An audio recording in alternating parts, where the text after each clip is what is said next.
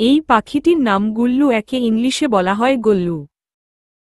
এই পাখিটি নাম ফ্লডমিঙ্গো, একে ইংলিশে বলা হয় এফেল্ডমিঙ্গো। এই পাখিটি নাম এমু, একে ইংলিশে বলা হয় ইমিউ। এই পাখিটি নাম ঈগল, একে ইংলিশে বলা হয় এজলে। এই পাখিটি নাম হাঁস, একে ইংলিশে বলা হয় ডাক। এই পাখিটি নাম কবুতর, একে ইংলিশে বলা হয় পেজন। এই পাখিটি নাম কোকিল, একে ইংলিশে বলা হয় কুকু। পাখিটি নাম কাক, একে ইংলিশে বলা হয় ক্রো। এই পাখিটির নাম বক, একে ইংলিশে বলা হয় হেরন।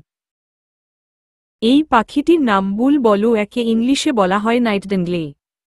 এই পাখিটির নাম বায়া তাঁতি, একে ইংলিশে বলা হয় বিডি।